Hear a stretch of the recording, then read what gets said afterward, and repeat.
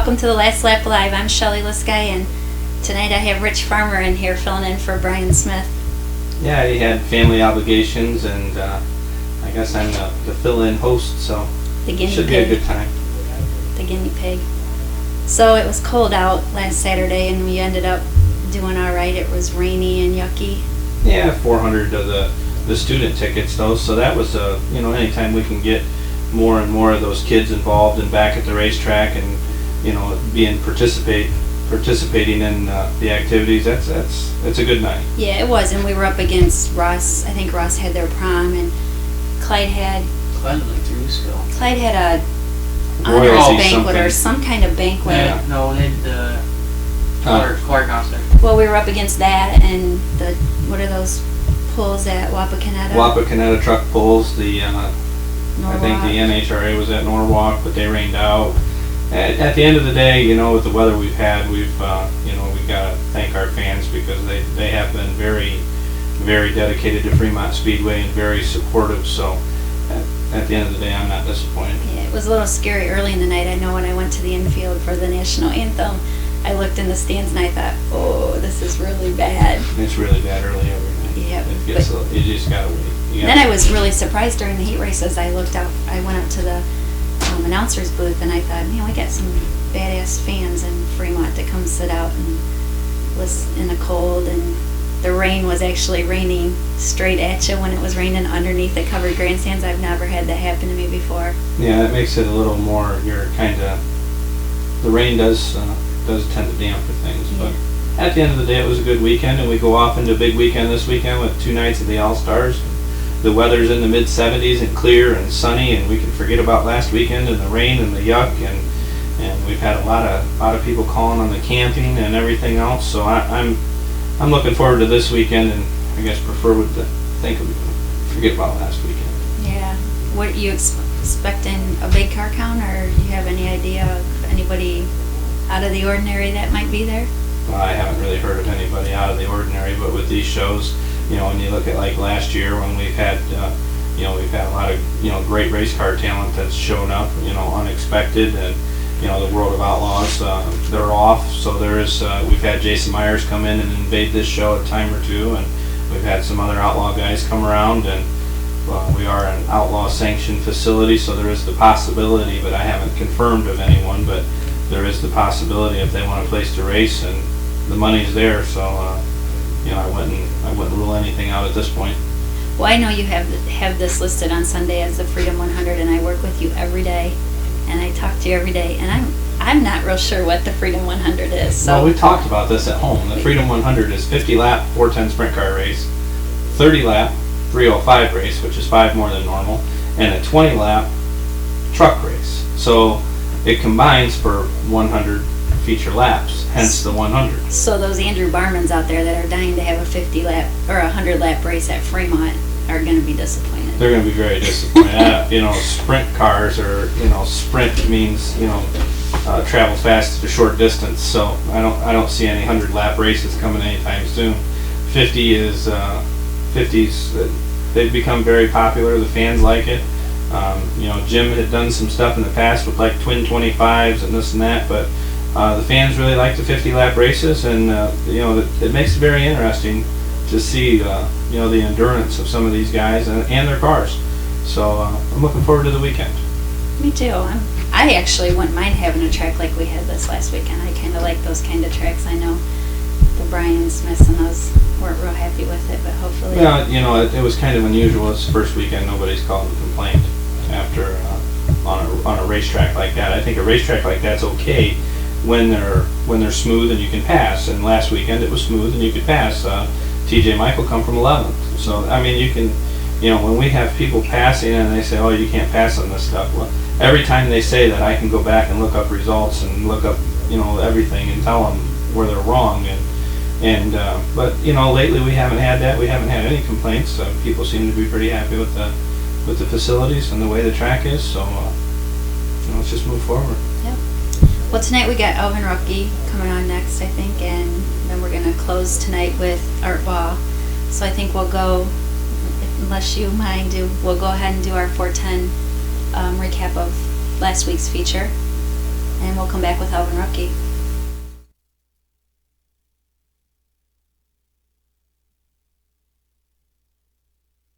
Wheel to wheel, out of turn 4, Greeno!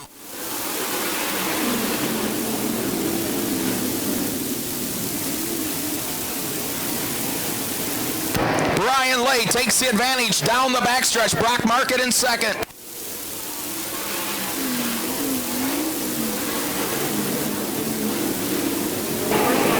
But they race side by side in front of him. Brock Martin closes down the backstretch. Heavy lap traffic.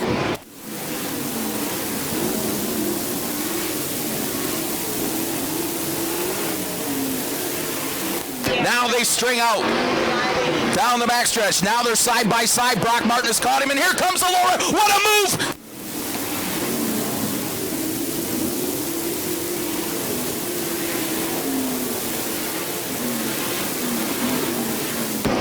What a move by Brian Lay out of turn 4 in lap traffic.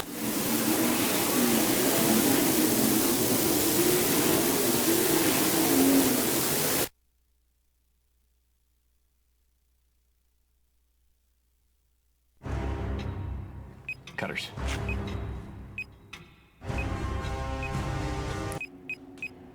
Uh-oh. What are we gonna do now? Give me the phone. Hello, Jimmy John's. Thank God you made it. I was so hungry, I thought I was gonna die. Jimmy John's, America's sandwich delivery experts. Nice work, Johnson. Welcome back to the Last Lap Live. We have our first guest tonight, Alvin Rookie. Welcome, Alvin. Thanks for having me. You're very welcome. So how does Alvin Rookie win a race on the top? I just want to know the answer to this because I've watched you race for a very long time, and I don't recall ever seeing you win a race on the top. Well, one thing that helped me was a 17-second racetrack, slow racetrack, and the car was rolling good. And I watched a video of it, and it looked like it was on pavement.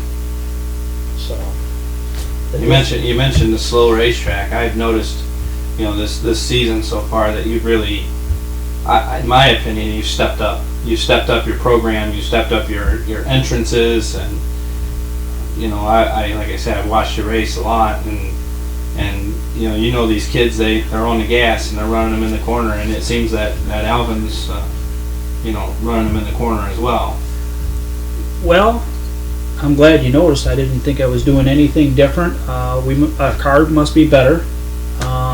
The motor's running good. We haven't had no problems with the motor. That's good. I sold you. And that's No one- and the big the thing nobody wants to hear as a driver, but sometimes the truth is the truth. And last year when everybody was talking about Nate Dussel, oh, he's cheating, and this, that, and the other, and when you watch a race from the infield, you can really see a lot more than you can from watching it from the outside. And you spend a lot of time watching the races, and you point out, this guy's running hard, this guy, Dinan, Dussel, they're standing up in the seat. That's all there is to it. Yeah. And that's the truth. Yeah. That's the truth. That was the truth last year. Yeah. You said it every night last year about Nate. Every night after the races, he'd say people were complaining about what you just said, and he just said that he's racing that much harder.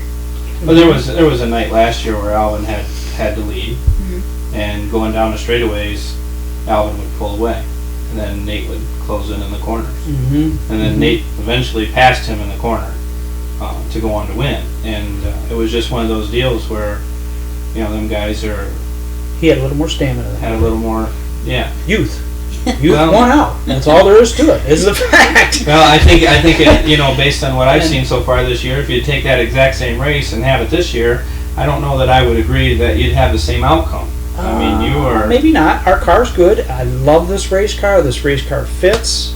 I'm a little taller, and I've had problems with the Maxims. They're good cars, but my legs get crunched up. I can't work the brakes as good. It's just a little more uncomfortable, and the steering wheel is just not quite as good as it could be. And this car doesn't have those issues. What do you have now? It's a GF1. It's a 2011 GF1, and the cages are a little taller. The back of the bar behind the seats a little farther back, I think, and there's just a little more room in it. I'm far more comfortable. And that makes a big difference when you're comfortable. And I've always said if the driver's Oh, not yeah, comfortable, they're yeah. not going to race the car as hard as. Yeah, not that we were uncomfortable before, to where we couldn't race because we raced well with them, but this is just a lot better.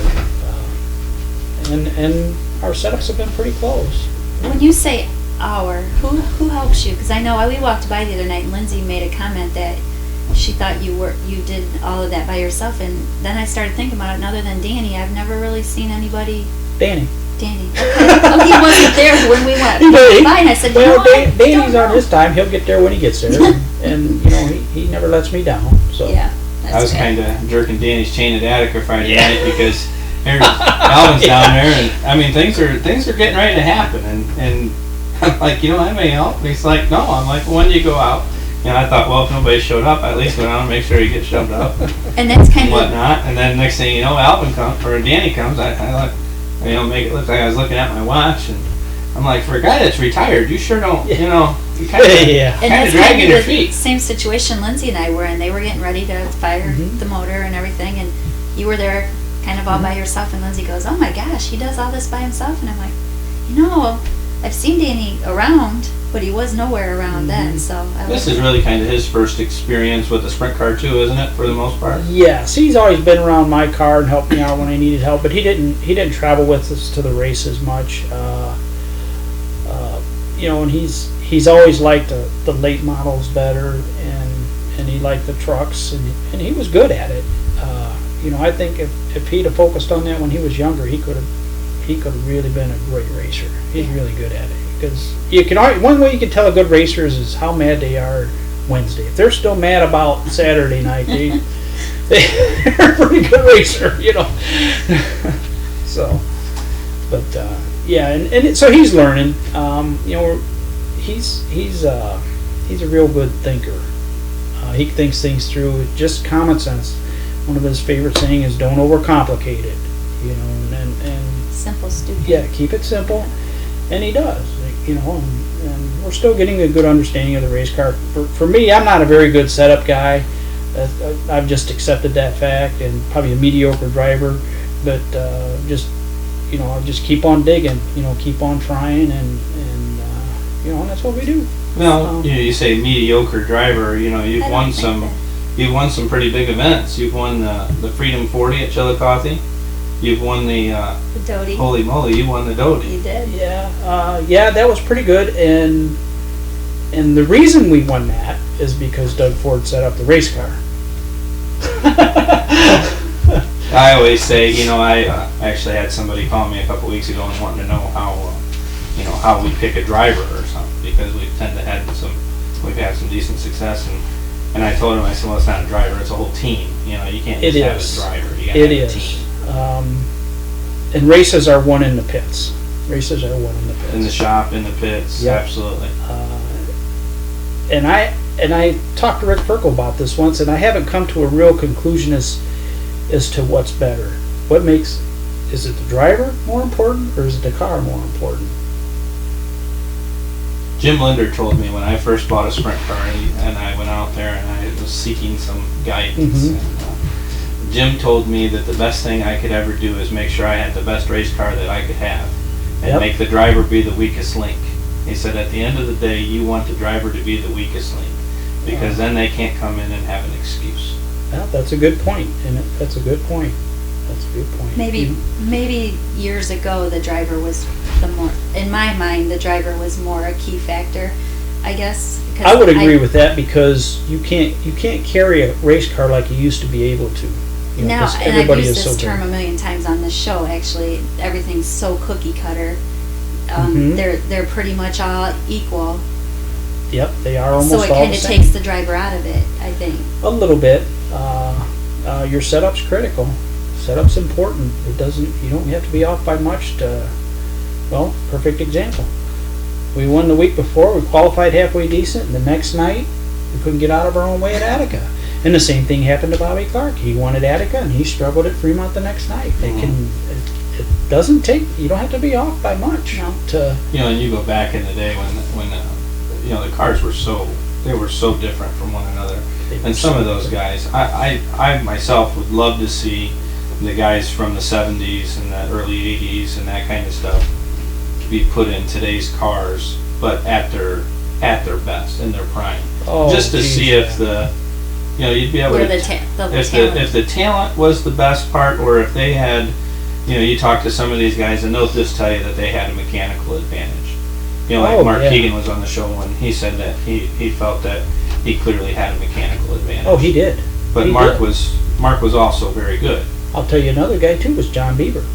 John Beaver out when he was racing and early on, he outworked everybody. Yeah.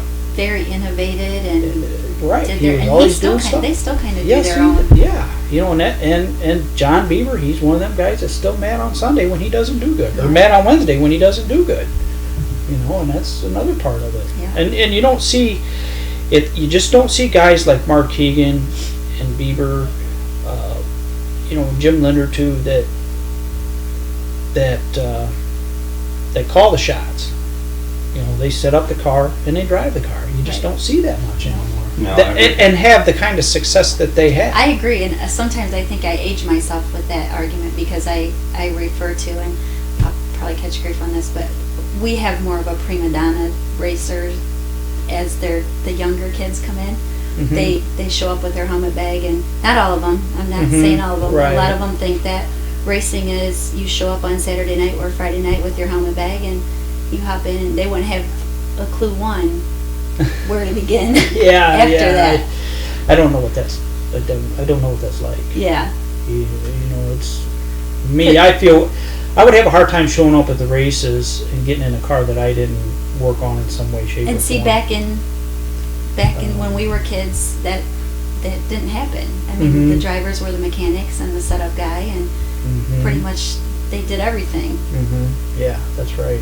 That's Now, right. now at this point of your career, are you doing what you like to do? You're able to have fun and enjoy it. The 305 division is, we talked how you'd won some pretty big, 410 Mhm. races, and this is kind of a. And you stopped for to- a couple years, didn't you? Some people would take Yeah. this as a step back, but For when I started racing, they didn't have 305s. My first car was a street stock that we won in a pool game because it's the only thing I could manage, and then I got a 6-cylinder, all with my own money, and they got a sprint car, and it was a 410 because that's all they had. Of course, I had a 360 motor, but Mhm. everything was different back then. I mean, we had in and out boxes, didn't have wing sliders, steel wheels with screws in them, and stuff like that. You could still get away with some of that stuff and start out racing and struggle, and just every year just keep adding to it and got a better car, and so I grew up with the 410s, and I wasn't a big fan of the 305s back then, and not that I wasn't a fan, but it just I didn't give them a second thought, See, because that was me. It was 410 sprint cars, and kind that of was a it for 410 me. snob, Yeah. if you want to call it that. sure. But I just raced for 20 years in a 410, and motor was getting tired and didn't want to come up with beg, borrow, and steal 20 grand to get a motor, and to upgrade the motor to what it needed to be to get another 50 horsepower. And so maybe it's time to go do something else on the weekend for a while, getting burnt out. And my brother and I, we bought some apartments, and How'd that work out? it worked out. It was okay. I asked Danny- You've been in the apartment dozen He years. used to You come know over what The it's next part of the story is my brother and I sold them apartments. Danny used to come over and spend hours in Oh, my yeah, office asking me, yeah. and I'm like, you don't really want to know the answer to these questions. Yeah, and I'm probably not the guy to be in that business. You gotta be a little hard nosed, and I don't think I have enough of that in me to It's a to whole do it different right. monster, isn't it? Yes, it is. Yeah. Yes, it is. So I got rid of the car and just didn't do nothing. I thought I'd do stuff on the weekends, and I didn't really do stuff on the weekends like I thought I would. Go here, go there, do this, do that, buy motorcycle, fish, or whatever, and then we was at a graduation party at List Guys, and You won a car in a pool game. no, Rich and Brian and all them guys were staying around drinking, and next thing you know, At a list guy function? Yeah. That's kind of weird. Ty's graduation, I think it was. I believe so. And there was a couple beers drank, and the conclusion of that was I was in an orange car after Speed Week. So, and then I think I remember that and it, briefly. and She it was drinking too. I think I had a couple of hot beverages that. And- yeah. and it turned out to be fun. You know, it just turned out to be fun because, you know, I was just showing up to race and hanging out with the racing people and being at the races and being in a sprint car. Sprint cars are the coolest cars. They're better than a cup car. They're better than an Indy car. I They're agree. they're the purest race car there is, I think. Yeah, I The agree. purest Yeah. race car there is. I agree. You know, a gas pedal, a brake, and a steering wheel. Yeah, What more? I love it. yeah. There's about all you need. And, You know. no mirrors, no. And That's a good way of putting it. I've never thought of it that way. yeah, Because I'm like that. They're the top of the line for me. I'll go watch any racing, but I prefer right, sprint cars. right. And you know, so we got to racing that and had fun, and we didn't win nothing, but you know, we had some good runs, and it And was you had fun. fun. Had fun, and the other thing too is you know, like when I quit with the 410s, like I quit trying to climb the ladder too. You know, so when you don't have that mindset, you know, I'm not going to be an outlaw driver. I'm not going to NASCAR. I'm not going to USAC or any of that stuff. You know, we're just racing with our buddies. So you think in the back of most drivers' minds, they think that stuff that they're Oh, there's always a little bit of There's that. Yeah. If you didn't, you wouldn't be doing it. Yeah. You know, I mean, for the most part, I think, you know, that's one of my biggest regrets in racing is that I didn't take off and hit the road, you know, with the All-Stars or something like that one year. I mean, Brian Smith did it, and I bet that's one of his favorite times of his whole racing career. unless you do it too long and then you burn out. And Yeah. I Mhm. was talking today. We were talking. I went down to Eldora. Those guys that hit the road now, though, they don't hit the road in reality land like we would. They've got. They're those- not suffering. They're definitely not suffering. Yeah, A lot of the it's guys. a lot. There is some guys that are on the road still that aren't, you know, on the outlaw deal even. You know, you look at when you go to the races, you can see there's still some difference in the Maybe have and some have-nots. difference. I didn't see a lot of suffrage going on. No, there. there's not a lot of suffrage, and if there is, it's probably self-induced. But Mhm. you know, it's just a different environment today to go to. It is a You know, like to the different Kings Royal. You go to the Kings Royal and you see down the front straightaway there. That's just it's a whole different environment today than what it was When it 10 years started. ago. Even. Yeah. It's just a different thing. That's what I Mhm. told Christopher. They're not reality sprint car racing. We're reality sprint car racing. This is how this is how it's done. Those 20 cars aren't going up and down the road like we would go up and down. Even But at today, the end you of look the at day, and I've told this to many people that have gone, you know, from the 305 class to the 410 class, when you make that change, you might as well throw fun out the window. It's all Because business. It's business Yeah. at that point. Even on the Yeah. local level, on the amount of money that it costs to field a competitive 410 team on the local level, it takes the fun right out of it. I mean, it's you put that old iron motor in there in that 305, and you can, you know, we've sold our 410 stuff off and go to the racetrack, and I there ain't a night that I get to go that I don't come home and have fun. Yeah, the 410 deal is it's certainly the top. Yeah. And you know, Formula One of dirt track is what I call it. Oh yeah, and yeah, I'd like to be a 410 racer, but I don't. And I'd like to think that I could still do it, and you know, and make the shows every week and run, you know, at least in the top 10. But the cars are so fast, and everything is so critical. You got to do it 2 nights a week, just to keep up mentally To as keep a your mental driver. speed. Yeah. And you probably should work out too.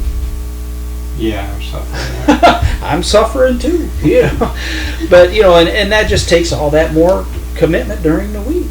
Yes.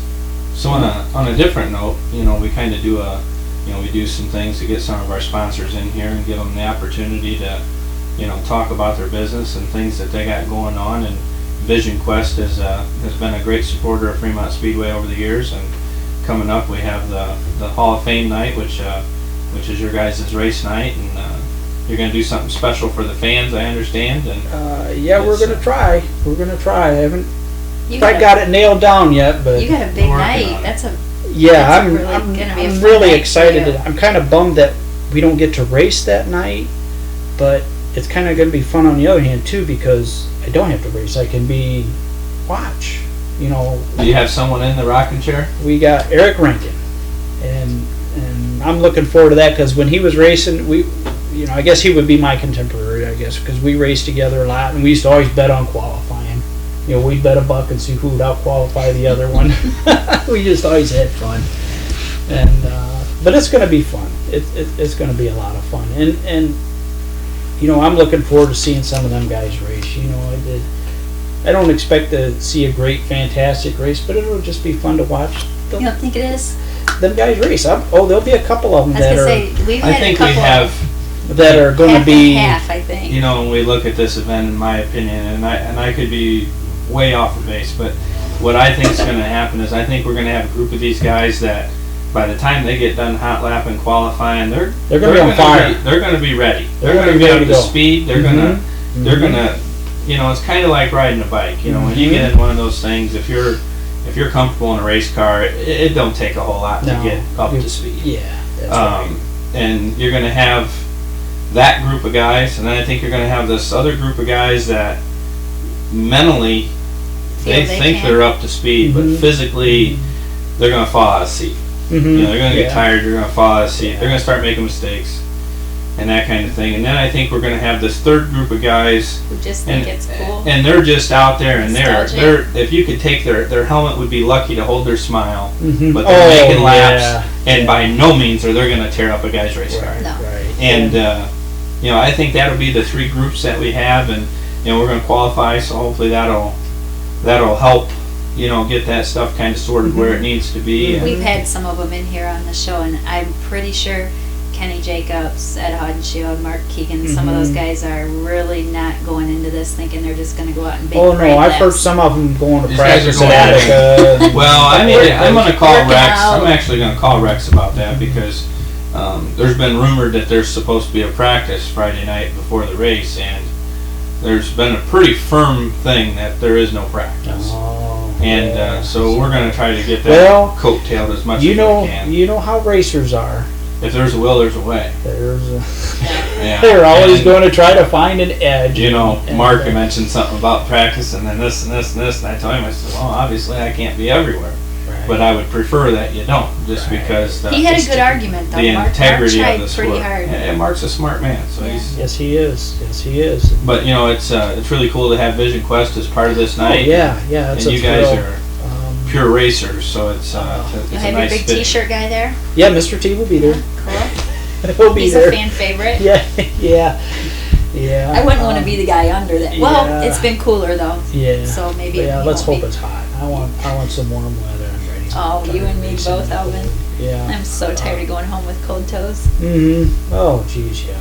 But I'm surprised the crowds have been as good as they have for the Yeah, we talked for about. the weather that we've had. Yeah, we're very lucky, and I think part of that, like this weekend that passed, there's rain in the forecast, and it rained while we were there, but we've set a pretty strong presence that if it's humanly possible and we schedule a race, we're gonna get it in, Mm-hmm. and And we're I not think people gonna are send you confident home for a coming little out drizzle. Yes. when they call. All Mhm. morning you're getting phone calls, and when I answer the phone and I tell them yes, we're racing, I think they believe us Yeah. because we have tried to. Yeah, yeah. Well, for us, it's not a big deal. We're 15 minutes Right. away. It's the people like Blaney and the guys that come from down by Worcester in there that they gotta leave a couple hours early to get there. Yeah, And with the cost of travel. our dirt truck guy lives in Ashland, Yeah. tows all the way up here from Ashland, Kyle Klein, and he took the Bowman Big Buck bonus, and he made it back Tail. up to 7th place, I think it was, 6th or 7th, which was And I think he came from a, pretty interesting. he got rained out somewhere or something, right? Am I No, wrong? no, He he's just- got, he's only, as his first time racing with us, he's only been out a few times, and so far he's only been able to make the Attica, but I think we won him over and he'll be back, so. Mhm. I think Yeah. he's coming back this That'd week. be good. Yeah, yeah. That Bauman challenge, that's a pretty exciting deal. You gonna take it if you sit on the front row? I don't You're pretty good at passing cars. I think so too. And, something you got to consider when it comes to this challenge is it's $150 to start. Oh yeah, I've done the math on that. And it's pretty simple mathematics. Right. You would have to run second or better Oh yeah, to financially gain anything. right. What I just seen you say is you want the win more than the check. Yeah. That's the heart of a racer. Yeah, I don't know. I don't know. The math works. The math works. The math It is- works. It works for a 305 and it works for a truck. I'm not sure about a 410. It would be a pretty special night, for a guy to start in the back. And we're and make it- gonna work with this through July here. We're gonna get through Memorial Weekend, and you never know. We may sweeten the pot up a little bit. Well, I tell you, 50 lap race Sunday. I mean, a lot of stuff can happen in 50 laps. 50 laps, it can happen in But 50 laps. It can If you're happen. on the pole for 10 grand to win, do you go to the tail for 15? Well, yeah. If you're Dale Boy. Blaney and you're on the pole, and you got George Fisher in the pit, and you got a Or racetrack Timmy that's- Schaefer. or Timmy Schaefer, and you I got a think racetrack there's two guys that's- that could do it. They're good enough at Fremont in a 50 lap race. They may be able At to do 50 it. laps. and then Yeah, you got 50 Greg laps. Wilson. Greg Wilson come from 18th. Yeah, he's He come almost from done. 18th last year and won Yeah, that would be in a exciting. 30 lap race. Yeah. So Yeah, and Greg he's been really good on them 50 lappers and them Yes. longer races Yes. where it gets dry and slick. He's Yes. got a pretty good program. and then for that. I don't know if maybe Stevie Smith would be in the 83 car by chance for the weekend. Mhm. But if he is, he's come from the back at the Jim Ford Classic Mhm. on a couple different occasions and Yep. put that thing up front. So there is some guys in talent that can get it done. Yeah. But boy, when you're talking about your living, like them guys are, that makes the decision a little tougher. Now, if you talk about like in the trucks, there's two guys that I think could do it. One is the 88 of Danny Repke, and the other one is a Sean Bellini. I think they could do it. And I think both of them guys would be eager to have the chance. Yep. Sean had mentioned to me, he's like, man, it's kind of hard for me to get a chance at this because, they qualify well. And it's been something that the qualifying's it's kind of changed things up a little bit for both the 305 Mhm. class and the truck class. And it's kind of, put a little spin on things. And I think what we're going to do to try to help them guys is we're going to put a 0 on that dice. Oh, just 1-0. 6 sides, 1-0. If Mhm. luck happens to work out and you get the chance, Mhm. Yeah. we want a guy to have a chance to do this. I mean, we don't want this to, any of our promotional ideas. They're not just Gimmicks. flukes. Yeah, It's not a talk. Yeah, It's talk. well, we don't want to talk about it. We want to write a check, Mm-hmm. even if it is Bauman's and ours and whoever's. At the end of the day, when we sign up to do these things, we hope somebody wins because we want our local guys to win as much money as they can to come back the following week. Yeah, think about the story. Well, they have the race out in Oskaloosa like that. The front row Yes. challenge out there, and you win that's 50 grand, isn't It's it? been done. Yeah. So, We will see. think you can come up with 50? Oh, insurance company. Come on, Lynn. I'm done coming up with 50. Yeah, I'll bet you. Yeah, that's a Well, you tough got deal. your marker, and Oh yeah. we were talking to you a little bit about this Hey, Brandon has outside. a slideshow for Elvin too. You do have a slideshow? Okay. We're gonna have Well, you. we'll play the slideshow while we have Oh. you draw on top of your head with. Oh, is this to help me remember what the car looks like? Well, you're gonna. Yeah. You just sit this up there and you get a minute to do it, and it's called having a ball with Art for our next guest. Okay, all right. And he's not one of the normals. Our normal guys start out. Oh, there they go. Now Normally, he's putting tires on. I've noticed from day one, almost every one of you guys start out with the tires first. And Alvin does have a design shop, and I've Yeah. seen him. He's designed us some pretty nice T-shirts over the years, and they do some pretty cool stuff with graphics over there. So we do got put his them eyes up on closed, even little he's higher concentrating. expectations.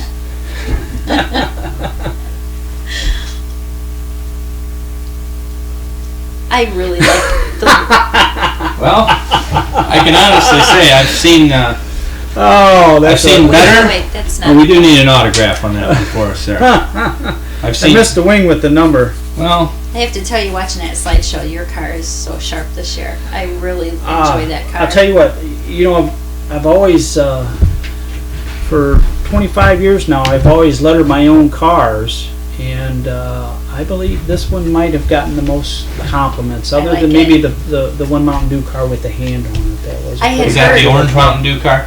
No, that was the one we had. We had Bobby Sears was helping us, but it would have been the first one. That would have been green? 2002. Yeah. That one was a pretty popular car. Well, I had heard all winter long that you were bringing out this special car or something, and I thought it was a secret. And then one day Annette posts a picture of it, and I was like, oh my gosh, Annette is going to be in trouble. But then when I came over to pick up T-shirts, you had it out there, so Yeah, it was. you did good. It looks sharp. Yeah, my brother, we decided to get a car or whatever, and I said, well, what color do you want to be? He says, red 7A. I said, Very okay. appropriate. Yeah, so Yeah. Christina, she liked it. I'm sure she did. And we got to throw all that. And a few years ago, it might have been one of the first throwback cars, if you want to call it that. We did a 35, the Bullwinkle Special for my Grandpa Vaness. Yeah. His Yeah. car. And those guys are getting inducted into the Hall of That's Fame. kind of cool. Yeah, that is. Yeah. So And that was a lot of fun. We put it on there for one night. Norm, he got a big kick out of it. yeah, and I think with this Legends race, you're going to see there's going to be some throwback cars for Oh, this yeah. deal. That's- That, It's It'll just be pretty neat. it's just good fun. And Yeah. It's just good fun, and it says a lot about the racing community here in Fremont. It really does. well, it says a lot that we get.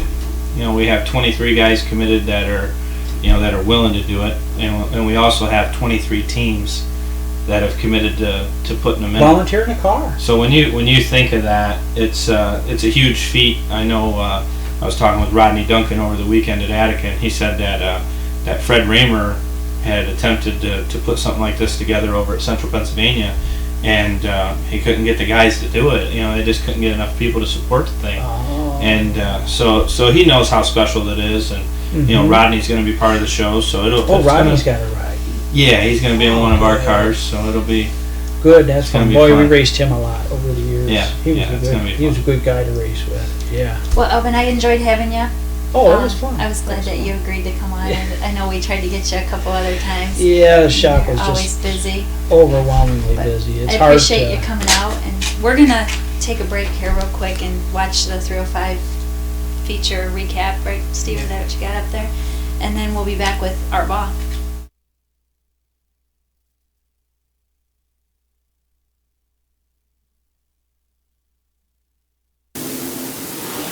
Battle is for third. Dustin Dine and Jordan Ryan side by side.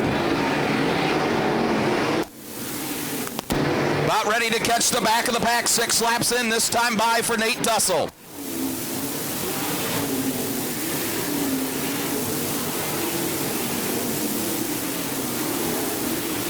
Jordan Ryan into the wall, down the backstretch. Caution. Oh my, Jordan Ryan heavy contact with the soft wall in turn 2. Here comes TJ Michael racing to the inside of Nate Dussel for the lead. TJ Michael by a nose. TJ Michael takes the lead out of turn 2. Oh, white flag will be in the air. TJ Michael, Nate Dussel. Hang on, Trey Jacobs.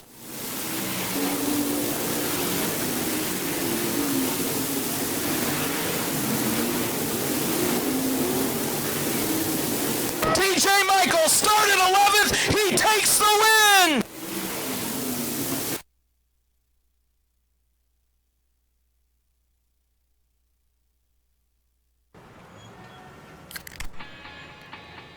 Now when the sun come up, I'll be there to say what up in the morning.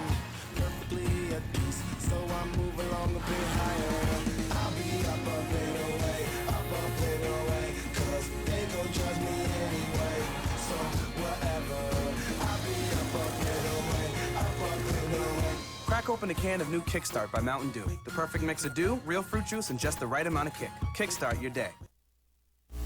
Hey everyone, welcome back to the Last Lap Live. We have Art Ball here tonight. We've been trying to find. It's not just Art Ball. It's It is the Mr. legendary. 300. Is it 300? 300 feature wins. Good for you. Saturday night. I had to have it to get to my age again to 75 at Fremont and a 300 mark. I didn't, Awesome. after last year, I didn't think I was going to make it. You know, it's really amazing when those feats happen, 300 to 75, or any of those things. It's it's got to be pretty cool to you to see all them people cheering and how proud they are of you. Yep. Just you crawl out of that truck and people are screaming. Yeah. It really gets you up. Never, yeah. never gets old. Never gets Not old. even after 300. Nope. Nope. But when you put that into perspective, that you have 75 of 300 wins at Fremont, and you're the all-time feature winner, and you have 25 championships, and there's only, 2 of those at Fremont? 4. 4 at Fremont? So there's 4. So that means you did a whole lot of racing, a whole lot of other places. Yeah, we got 5 of them at Attica, and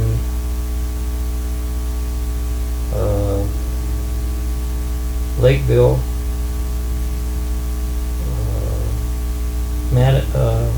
Mansfield. I missed Eldora by 15 points one year. Wayne County, Zanesville, Portsmouth. You put some miles down. Yep. Because Well, those back last then- couple are back- cruises. Back then I was talking with Keith, and he had told me you guys would race 4 times a week, sometimes racing the morning at Eldora, maybe in the evening at Bryan or something like that, even in the same day. Yeah, we raced one night at Mansfield, one night at Oakshade, and then Sunday afternoon at Eldora, and Sunday night at Bryan. Oh my gosh. Yeah, that's a lot of traveling. You must have had a lot of good people to support you along the way, and I know Roy Pierce was a longtime car owner, and he's being nominated into the Hall of Fame to join you there, and so that's pretty cool. He was one of my pit crew when I first started racing. Is this after you quit driving the ambulance at Tiffin Speedway? Yeah. And I also done the water in the track there. Yeah, I know what that's like. Yeah. But you and Roy, you guys raced a long time together. Yeah. From actually him and my owner that was with me at that when I first started was Louis Hafer, and Roy and Louis.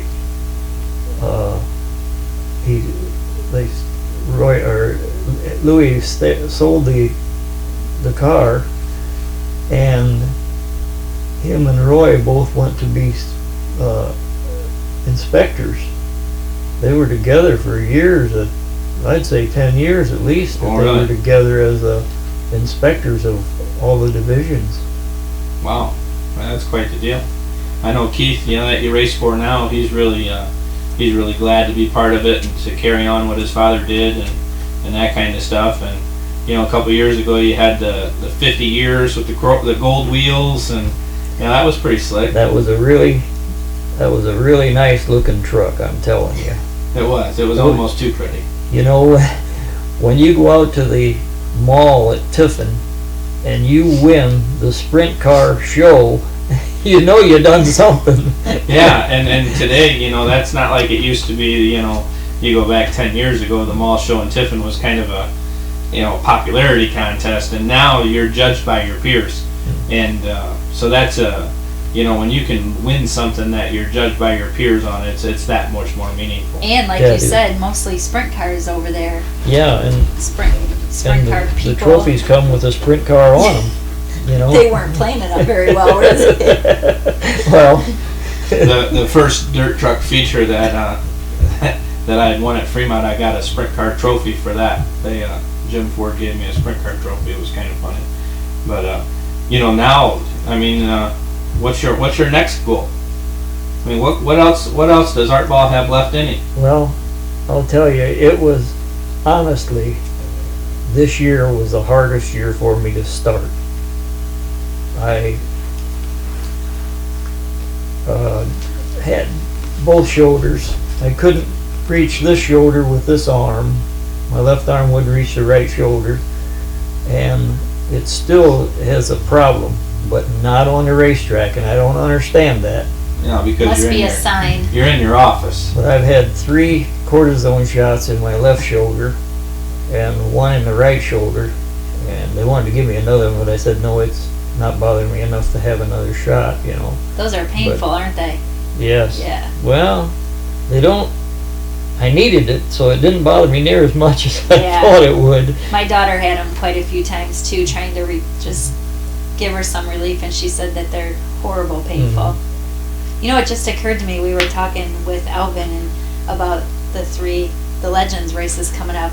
There's guys coming in to race that Legends race that probably were racing when you got started. Oh, most of those and guys. he's still winning races and still Most doing of it the every guys weekend. that are in that Legends race, realistically, the most of them, he's probably got 15 years on. Yeah, and he's still getting it done. Yeah.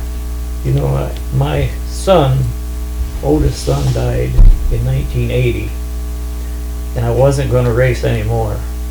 And I told the pit crew and that I wasn't racing no more. And they talked me into racing 1980, and then I just had to quit. I quit for a little while. I raced in Indiana a couple times, and I just didn't seem to have it in me. And one time I was working at Major's Lumber because I got laid off at the Basic where I'd worked for 26 years, and they come over and talked to me, a guy that had a race car right down there by Major's Lumber, and he asked me to run his race car for one night. He said, I got problems and I can't sit in the car. I said, okay, I'll run it for one night. Uh-oh. Well, the girls, his daughters, came down and told me, said, you know, that's the first time we ever seen that car pass another car. And they talked me into racing it. And in 3 weeks, the third week that I ran it, I won the feature with it.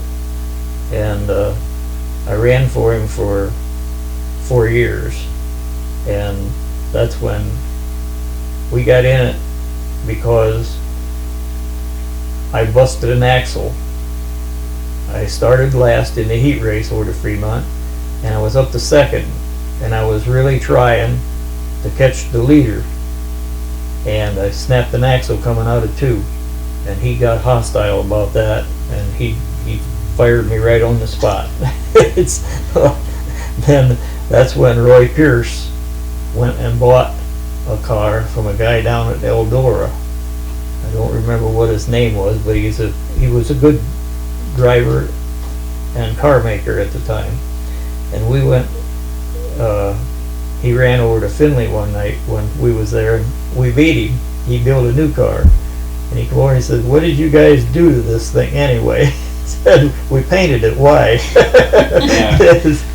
Some guys don't like that when that happens, you know, and you know, some people, I've heard of people that would purposely sell race cars off, and they would make sure that they went a long ways from home so they didn't have to race against something that they may not have been successful in that someone else could be. So yeah, I can see that. I remember, you know, when I was a kid, the old Camaros and stuff, you had the 70s body style Camaros and those kind of cars, and always had, you know, quite a bit of success in those, it seemed. And I remember the one night you tore the lights down at Attica. That probably couldn't have been too fun of a ride. Well, the ride didn't bother me. What did was the car went through the fence into the horse track except for the back wheels, and they pulled it back over the guardrail and tore up the whole bottom of the engine and everything. Yeah. Getting it out of there. I was a little upset that night. We had to go buy another frame and put it back together because it ruined the frame on it. Well, you also, didn't you run the, what was that race called that they had at Pennsboro? The Hillbilly 100. Hillbilly 100. Did you ran that a few times? Or, Yeah. Mm-hmm. And then I think Keith was also telling me that you would you'd run. You made the race at Eldora, one of the big races, and then you had to have a surgery or World something. 100. World 100. Yeah, that's a pretty big deal for Yeah, it is. for a guy like that. Yeah, it is for somebody that doesn't have the equipment that them other guys have got. But, I thought when they first started that, I ran other places because I thought, well, all the good cars are probably down at Eldora, so I'm not going to run there. Well, I decided, well, I can pretty much run with them guys. I better start going down there, so I did. Yeah. But I had a Chevelle that weighed 4,310 pounds at that time because the reason that You didn't want was him to move you. the people at Fremont. Yeah. Because I don't know if I told you about the guys at Fremont Speedway. There was me and another guy. I weighed 130 pounds and he weighed probably 135 pounds. He was a little taller than me, but that's all there was to it. We had a car together. There was no more pit crew. We was it, Yeah. And we had the points lead at Findlay and Fremont both. And we're sitting down there working on the car, and 10 people circled our car. And they said, we just want to tell you one thing right now, that you can win all of the track championships that you won at Findlay, but you ain't ever going to win one at Fremont. And right then, 2 weeks later, I had to work. And my brother-in-law drove the car. Didn't do nothing to him at Fremont, but destroyed it at Findlay. And I had to borrow a car to finish the season over to Findlay, and I won the track championship over there. That was in '68. But I decided then that I was going to build a car that they could not destroy. And I built a Chevelle that we wrapped all 4 sides of the frame from the front to the back and a cross member and everything with 1/4-inch steel. It weighed 4,310 pounds. And the first year we had it out, we won the track in '73. We brought it out in '72, and in '73 I won the track championship at Fremont. And Was them same bullies still there? same bullies were still there. Yeah. But they couldn't destroy that. Then they found out about the third year that if they knocked the 15-inch tires off of it, they bust an axle or something because the tires stuck out so far. That was the only way they could stop it. And in '75, I built a '68 Camaro. And we thought, boy, this is something. We're 600 pounds lighter than we were before. And went over to Fremont with that. And the first 7 features that I run, I won with that. And over a 4-year period, I won 104 features with that car. Oh my gosh. And I was I don't know if you ever remember that there used to be a little pamphlet thing, like a little magazine that come out. Who's Who in Racing. Did Yeah, you we ever have a see bunch that? of those. Yeah. Yeah. Yeah? Yeah. We have some of them up in the Hall of Fame. They put me as 12th, I think, in the nation, and they had it down for 88 feature wins that 4-year period. But they didn't have McCutcheonsville. A lot of them were never put in the papers. Some of them were, and that's what they took that out of, the Mid-American. Yeah, the magazine. Mid-American Racing News. Yeah. That's what they took them. So how does a person have a car that they won 100+ races in, and how do you let that car go? What happens to this race car? Well, You don't sell a race car you win 100 races with. the Chevelle, I don't know if you knew Darrell Brown. Yeah, I know Darrell You know Brown. Yep. Did you know his dad? No. Oh, well, his dad I knew him pretty well.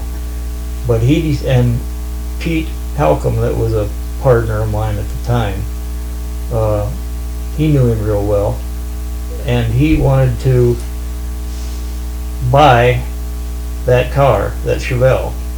He said, if you guys build it, I know it ain't gonna fall apart. So he bought it for Daryl, and Daryl run it, and then that's what happened to that Camaro when we decided to sell that and build a new one again. You sold it to Daryl now. Yeah, Did you I realize ain't been that? able to find it. And you knew that they couldn't beat you. Yeah.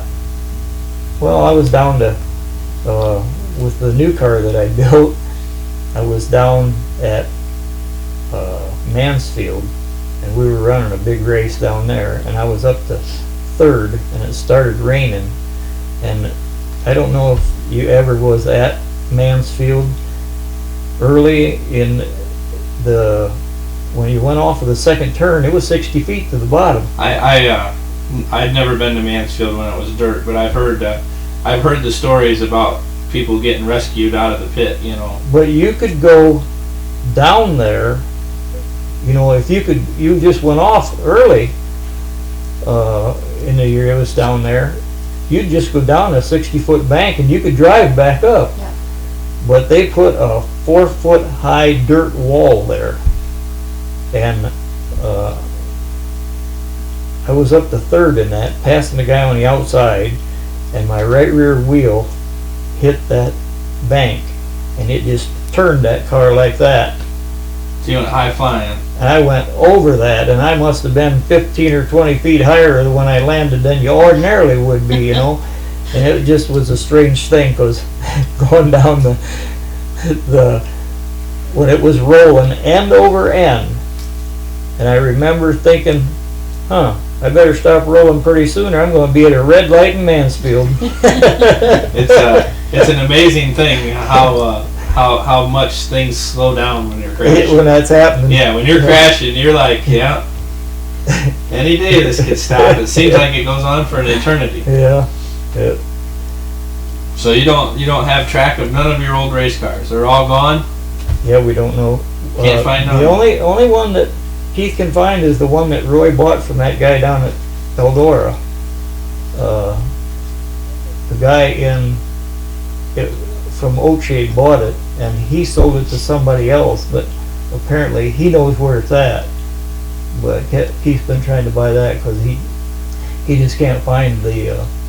You know, a lot of those cars probably ended up in the junk and this and that. I know Mrs. Gensman has an old Chevelle out there at their shop that they acquired to, you know, at some point they was wanting to make a car, you know, like a Gensman car from back in those days, and I know they have one, and I don't know if Steve still has it or not, but Joe had acquired in a Chevelle that they had raced at one point, and last I knew they still had it, and I'm not sure if it's still around or not. You know, a lot of them stock cars, you know, they're not like it seems like a lot of the sprint car stuff, people still have it, and they're still around, and but the stock car stuff, you know, the only one that I know of that has true legitimate pedigree is the Burmeisters still have one of their 16 cars from, you know, back then. They still have one of their cars, so it's that's the only one that I really know of. But it'd be really cool to have an Art Ball car in the Hall of Fame. It'd be pretty neat. You know, the thing about that whole thing is that all graduated from 55 Chevy that only had 4 roll bars and 1 arm bar and 2 bars that went to the rear. That's all that they had, you know, and all of that stuff got more or less outdated, and most of us didn't even think about saving anything like that at the time. It was, I don't want that anymore, I'm building a new one. See, everybody should have had me around because I get attached to those cars and I don't want to get rid of any of them. I like keeping them all. See, they make fun of me. A lot of people make fun of me because I don't have anything from when I was a child or anything. I have nothing. I got a little photo album with a few pictures in it, and that's it. And he's not fibbing. And I don't. That's all he's got. You know, I don't tend to get attached to much of anything, and so some people think I have a problem there, but it's really not a problem. It's just me.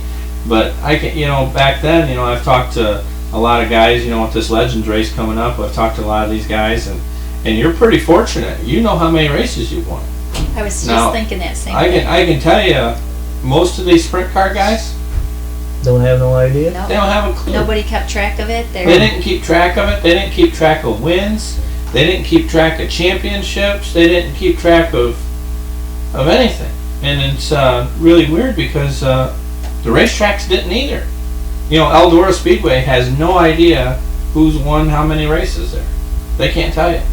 And, you know, like when Earl had Lima and the Finley stuff, I mean, all that stuff, nobody knows. There's, you know, we're pretty lucky that we're one of the, you know, we do have a lot of our own history, and we've got a lot of records and everything. But most places and most of these drivers, they haven't a clue. So it's pretty neat that you've been able to keep track of that and know what you've accomplished, and you can look back on that over the time, and that's a pretty big feat for anyone. Yeah, we got rained out up here one time, and we went to Lima, and I got down there, and I had a spoiler on about the size we run now, a 10-inch, Yeah. 9-inch, 8-inch, and when we pulled in and unloaded, and here come the track inspector.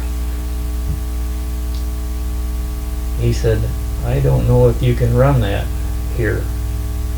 I said, "Well, how about going and finding out, because I don't want to run it and then you say you're not getting paid because we don't have that allowed here." Yeah. So he says, he comes back, going for about a half hour, and he come back and he said, "You can run that, and I hope you win, because these crybabies around here, I'm tired of them."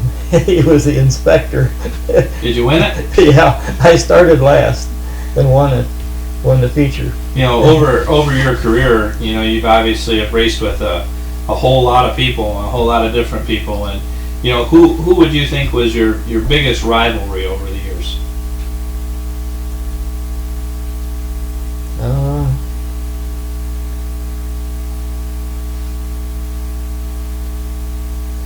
Well, that's hard to say. You probably raced quite a bit with Wayne Maffett Sr. and Yeah, I did. and the Babcocks and those kind of guys, and Wally Heminger, Wally Heminger. Wally. D. Yeah. Wally was a good race car driver. D was a good race car driver. In fact, he drove mine one time when I couldn't be there over to McCutcheonsville. I had a meeting earlier today with a gentleman named Steve McCullough. You know him? I think I do. He's from the Kenton area, and he was telling me some stories about you and Dee and him, and he said that him and Dee were pretty tight, and that one night that they had raced at Oakshade, and they had double features, and Dee drove his car in the first feature, and he said he started in the back and he got it up to 8th, and he spun the thing out, and he had to go to the tail, and he come back, got it up to 7th and spun it out, and then in the next feature he raced his own car, and he got it up to 7th and spun it out, and then he come back and finished 8th. He said he had to tell Dee that, well, you know, it just goes to prove you're no better than I am. Yeah, you know Chuck and Shirley Keir real well. I'm sure of that. Sure. You know, and Chuck built a car when we were running over to McCutcheonsville, and I had the track record over there. And something happened to my car that we couldn't go take it over there. And Chuck said, "Well, how about you running my car tonight?" Okay. I went out and broke the track record over there. Well, he was laughing at me so hard, you know, and we won the feature. And then I told my guys, I said, "Now, we have to break that track record. I can't have a track record in somebody else's car." So I had a 61 Chevelle at the time, and we put 140 pounds of steel in the back end of that thing, and there was bars about that thick and about that wide, and as wide as we could put in the trunk there. And when I come around the corners, it would lift that thing up, and I couldn't hardly steer it. I thought I was going to climb the wall over there at McCutcheonsville, but I broke the track record again, and I said, one in, and I said, you better take some of this stuff out of here. I can't drive this thing with other guys like that. Yeah.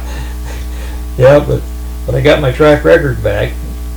I won a lot of features at McCutcheonsville too, a lot of features, and it just was, it was a fun place to race, but it wasn't very organized. Yeah. You know. We've been out by there, you know, and I don't know, within the last year or two, and you know, just kind of checking it out and stuff, and you know, it'd be cool to have a race someplace like that that's got a lot of history and that kind of thing. It's just unfortunate the place is, you know, it's so far gone that in real you know bad it's, shape. and there's no place to park no more, and you know, it'd be almost impossible to put on an event there. But you know, when you look at some of these racetracks, you mentioned Lakeville earlier. You know, the guy that has that this past Saturday, they auctioned off all the remaining race pieces out of the place, and so you know that place is, you know, pretty much officially gone, and that's going to end up being farm ground and that kind of thing. So you know, it's a shame when you see some of these places, and I'm sure you've raced at a lot of places over the years that aren't around anymore. Yeah. You know, they're just they're gone, and Right. you know, you probably raced at the original Attica, Yeah. the one prior to this racetrack, and then Tiffin Speedway and Bryan, and you know, a lot of these places that are just gone now, and you know, you probably got a lot of memories at them pretty good events. Tiffin Speedway, my brother-in-law Jim Smith and the guy that he drove for actually owned that for a while, and I was the waterman and the ambulance driver there. And Who was the doctor? who was the doctor? I mean, if you drove the ambulance, did you tend to the people too? The only person I ever picked up was a car went through the back fence into the pits, and it broke a guy's leg. We loaded him up in the ambulance and took him to Mercy Hospital in Tiffin, and he died. From a broken leg? Yeah, he got pneumonia. Maybe he got some kind of a infection or something in his leg and died with it. Yeah. Oh, really? Yeah. My God. Yeah, it's not. Well, it's a good thing you decided to be a race car driver Rather instead of a than- doctor. Yeah. And we probably, you know, that wouldn't have been good. Well, my brother-in-law Jim Smith, I kind of idolized the guy, you know. We bowled together. I went to the racetrack with him after I got out of the service. I was in the Marine Corps for 2 years, and when I got out of there, I started going to the races with him. A lot of it started because of Tiffin Speedway, and I started going over to the races with him, and I told him that was when they run, he was running 6-cylinder, like modifieds, I think they called them, and I wanted to start driving, try it. He said, just a minute, I'll get you a ride maybe. So he talked to the guy, and I ran that 3 times, and I decided, yeah, that's what I'm going to do. And that was in '61, and then I started in '62 with a car. We bought a car from Louis Hafer's brother-in-law, I think it was, and we started racing that, and the next year we built one, and about halfway through the season they come out with hubby stocks. For a half a season they ran them, and then they eliminated the sportsman division and started with the full season in sports or hobby stocks. I got They you. dropped the sportsmen completely, and they ran sprint cars and hobby stocks then. But we went to, when we had the modified, some guy fell asleep in Tiffin and ran into the side of our trailer, and it busted the axle, ripped the axles loose on the side of the trailer. Well, we wired it back together and got it back to Bettsville, and the insurance company give us $150 for the damage. Well, we redone it ourselves. It cost us, we had $85 left when we were done with that. That's enough to get to your next race back then, huh? Well, we decided, I guess, if they're eliminating this, we gotta find us a car. So we decided, well, let's go up to Toledo. That's the most likely place to find one. You know, and we was looking, we didn't care if it was a Ford or Chevrolet or what, as long as it had a V8 motor in it and a transmission, stick shift transmission. So we go up there and we run around Toledo, probably 15 or 18 places. And we decided, we're going to this one place down here and we're leaving, we're going back home. So we go in this place and we're looking there, so it's a 55 Chevy. And we're walking around and it says Unwinder #1 on the side of it. We thought, what the heck does that mean? Well, we asked the guy if we could take it out and drive it. Well, we took it out and I drove it and I couldn't get over 45 mile an hour with it, or the steering shook so bad you couldn't steer it no more. So we thought, well, let's take it back and see what he's got to say. So we go back to the car dealer and said, how much you want for that car? He said $100. We said, look, mister, we got $85 to our name. We got to have a car, a license to get it home, and a title. He hemawed for a while and finally said, okay, sold. And we put it together to make a race car out of it, and all that was the matter with it was the idler arm on the steering was all that was the matter with that car. That's the only thing we put on that the whole season, after, just except for putting the bars in it that were required at the time, you know. And the first night of the season we won the feature with it. How much did that pay to win? I think it was $100. So you come out ahead. Yeah. And you've raced it a little bit more after that. I got one other thing I was kind of wondering, since you know you've been around and that kind of thing. What's your take on the direction of racing today and the kids and stuff that we got, you know, coming up and that kind of thing? Well, what do you mean exactly? I mean, do you feel that the sport is healthy and going forward, that you know that everything is? I mean, you've obviously seen, you know, a few different generations since you've been around, and you know, today, you know, everybody, you know, people tend to think kids are spoiled or this or that, or you know, that kind of thing. But you know, I think, you know, we look at the pits, we got some people that are, you know, they work hard and they try hard, and our truck division, it seems like we got a pretty good group of young guys, and they put some effort in. Yeah, you know, when the economy was really good there back 15, 20 years ago when they started, everything's graduated a little bit, you know. But it just, there was so much money around it. There was so many more trucks around. Yeah. There was like 40 to 60, you know, and it was almost too many. But because the economy has gone down, that I just think guys just can't afford to build them. I agree with that. I'm just kind of hoping that the economy seems to be making some progress, and hopefully it gets back. And you know, if we can get around that 35 number, 30 to 35 number weekly, you know, I'd be very happy with that. And you know, 30 of those, 30 of the 305s, and that would be you know, that would be a great thing for Fremont Speedway for sure. Yeah, you know, I like to see new kids come in because it's a sport that I love, you know, and I just like to see new kids come into it. Yeah. Because where's it going to go if nobody starts? Exactly. You know, that's why I don't like getting sassy with somebody that, like the number 3 drove into the side of me here a couple weeks ago, but I didn't go down and lip off to him. I know you got to start somewhere. That's right.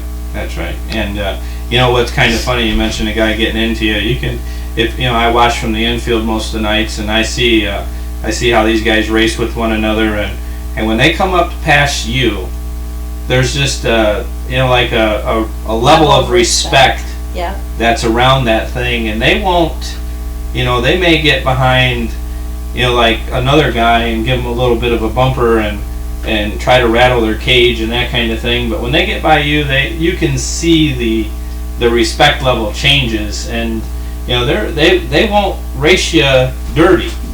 You know, they'll race you hard, and like they should, but they're a little extra careful as to, you know, they know that you don't wreck this guy. Yeah, and you know, there's so many guys come down there after the race is over. Like the other night when I won, Yeah. you know, half a dozen guys come down and congratulated me, you know. And some of them will come down after the race is over and says, "Boy, we had a great time just racing you. It's just a thrill just to race Yeah. with you." Yeah. And like John Ivy, that one night out on the track, he almost made me feel bad, you know. I shouldn't feel that way, I guess, but I do. Well, we always kind of joke with Johnny. Johnny's a good friend of mine, and we tell him that he's going to be the next Art Ball. We just had this conversation at at dinner supper tonight, tonight. and we was at the Vets there for dinner, and talking to one of his crew guys, Joey, and we was like, you know, Johnny's probably the next chance we got at a guy like yourself, where you've been around for so long, and Johnny loves Fremont Speedway, and you know, And he he's just loves racing. John will race anything. yeah. You get him Yeah. a chance to sit in Sometimes something. over the winter, he gets in all those go-karts and stuff, and I think, oh my gosh, this guy's he'll race anything. Yeah, and he's good. He is. You know, He is. Well, Art, we have this this thing here that we call having a ball with Art, and my host that I'm filling in for, Brian, he would be very disappointed if you did not do the drawing on top of your head Because that's named after yeah. yourself. So we'll give you a minute here. In the meantime, we're going to watch some highlight videos of the 01 over the weekend, and you can set this above your head, and you got 1 minute, and try to make a race car out of it, and if you can at least get something. You ready to do it now? Whenever you're Yep. ready. Huh, I don't know if I can ever get ready for this.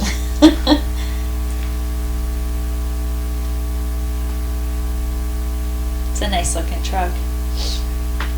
It is a very nice looking truck, and they they had some mechanical woes there, and at the beginning of the season, talking with Keith, and he mentioned that it was a simple toggle switch, and Art informed me that their simple toggle switch is it's a $50 toggle switch that Nothing so. that they can't find it unless you buy 3 of them, and Oh no. they're not sure they're going to race long enough to need 3, so they put a more traditional toggle switch in it, and you know, them guys have always had just very good looking race cars.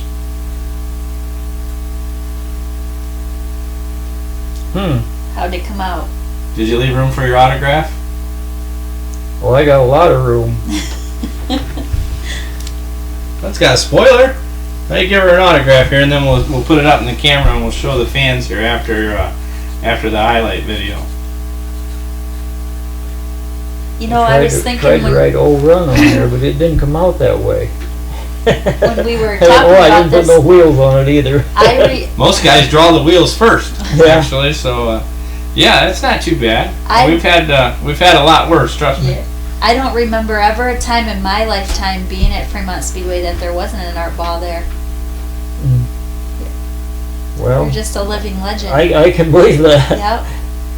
I remember Wally Hemier and Dee Gensman. Those were the names every weekend when I would go watch my dad race that were consistently the guys. Either you love to watch them or you love to hate them or whatever it was, because you guys were always up front. You know, you asked me a while ago who I thought the best driver I ever ran with. Is that right? Your whoever you felt was your most rivalry. Or your Like competition. who challenged Art Ball the most? Jim Fleming. Jim Fleming. Jim Fleming. Yeah, that would be that would definitely be a good choice. Yeah. I would say that would definitely be a good choice. Jim was quite the racer in his day as well. Yes, he was. He was as good as there was around on dirt. Did you race pavement? One time, I raced in Sandusky. One time, they had us. That was when I had the '55 Chevy. It was right early in the racing when they started those hobby stocks. Yeah. They had us go down there one time, and it was a strange day. We all had regular car tires, so you could run, you know. Sure. Well, we went and found at a car dealer that had taken tires off a car, and they had hardly any tread at all on them anymore. They was almost slicks. Well, we bought them from the guy and put them on that. We went to Sandusky, and there was a car up there from Michigan, and he had 8-inch or 9-inch regular racing tires for asphalt, and he had fast time and I had second fast time, and I don't know who was third and fourth at all, or yeah, third and fourth. But when we took off going down the back stretch, I went inside and that guy went outside, and we came back together down on the third and fourth turn, and we ran side by side the rest of the helmet dash, and he would beat me through the corners, but I would beat him down the straightaway. And when it was over, I won it because I had more going down the straightaway than he did. And when that race was over, that guy walked over there and he said, "Mister, I want to tell you something. If I wouldn't have seen this, I wouldn't have believed it." So you raced one pavement race and won it. Yeah. That's I was kind of thinking there was going to be a win at the end of that. You know, when a guy's got 300 wins, it's hard not to have a win at the end of it. But well, I think this. Thanks for coming on the show, and it's been a great time for sure. You're off to do Racing World on Saturday. You're a celebrity this week. Are you doing the Racing World with Dwight Allen? Yes. Yep. Yep. Everybody wants you at one time. Yeah. Yeah. Yeah, he's quite a guy. I've been over there quite a few times. Yeah. He's looking forward to having you. Yeah. You know, Dwight is. There's not many people as passionate about the sport of racing as Dwight is, and he does a lot of stuff to help us guys that have racetracks, and those people. There's not a lot of people in line to take his job when he decides to retire, and so we're very grateful to have Dwight as part of the racing family, and everything he does to help promote Fremont Speedway is. We're definitely grateful for that. Agreed. Well, I think, Stephen, do we have some clips of the truck feature? Oh, I didn't know if you We had did. the truck Can I announce my features. sponsors? and Okay. If you'd like to, sure. Yeah, We my- normally stay away from that, but if you'd like to announce your sponsors, you're a little Rob. more royalty. Yep. See, Cheney Roofing and Maintenance, Distal Septic Service, Pure Speed Shop, Harley and Bev Lee, Ritzler Accounting, Faber Subcontracting, Lash Family Racing, Custom Cabinets, Handy Graphics, Mark and Margaret Arter, and Jim Pauls. Now this Jim Pauls used to work on a Formula One like car years ago. I mean, back, let me see, he started helping me in 1970. Wow. And he still helps me, and he is such an intelligent guy. I'm serious, that guy can make anything. He is. It's great to have people like that, especially to be with you all that time. Yeah. It's a pretty cool deal. You got as many sponsors as the 40 Double D with Caleb Griffith. That kid, boy, he's got that thing plastered up like wallpaper. So. And my team, the guys that work with me, is, of course, Keith Pierce. Now, he is the owner, and you know, there just isn't anything he wouldn't do for me. And Gary, my son, you can't stop him.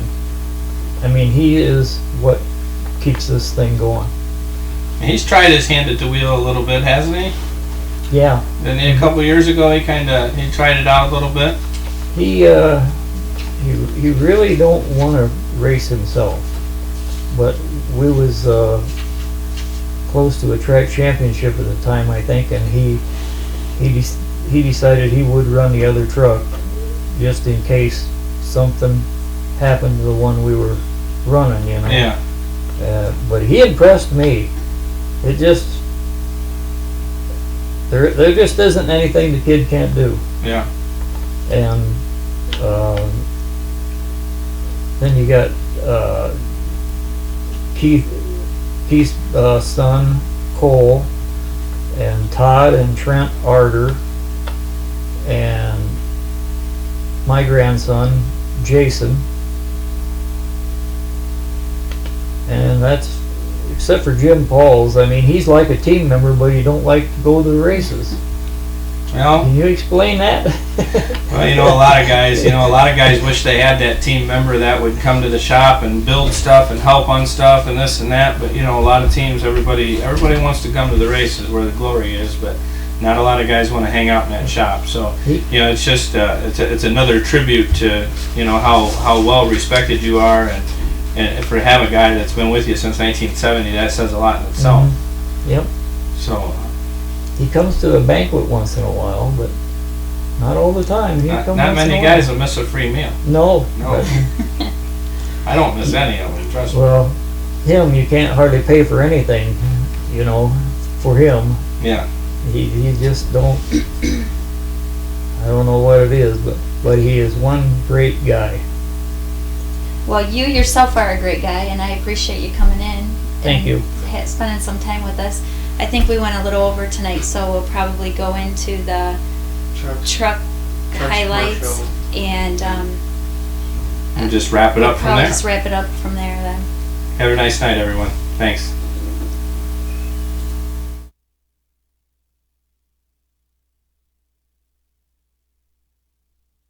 Bucks bump in effect for Kyle Klein. Here we go, green out.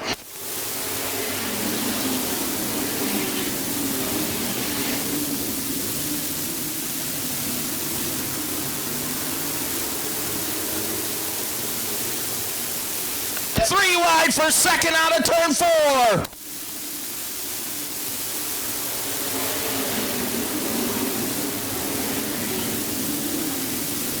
Oh my, 3 wide for the third spot down the backstretch. Kyle Klein has passed 3 trucks in 1 lap.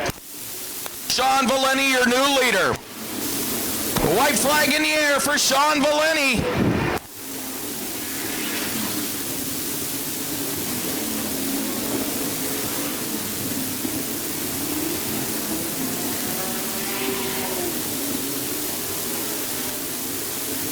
Checker flag in the air for Sean Valeni.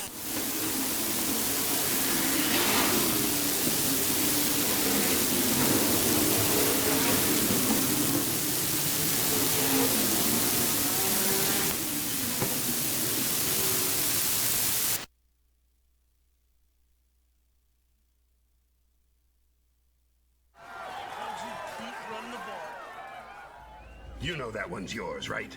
They've each had 8, you 7. Is it because you're a slower eater? Or not man enough to claim what's rightfully yours? First it's a wing, then it's your seat at the table. So tell me, are you a little baby boy?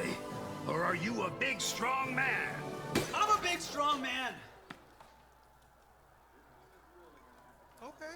Grab a seat. The game is on. Buffalo Wild Wings, wings, beer, sports.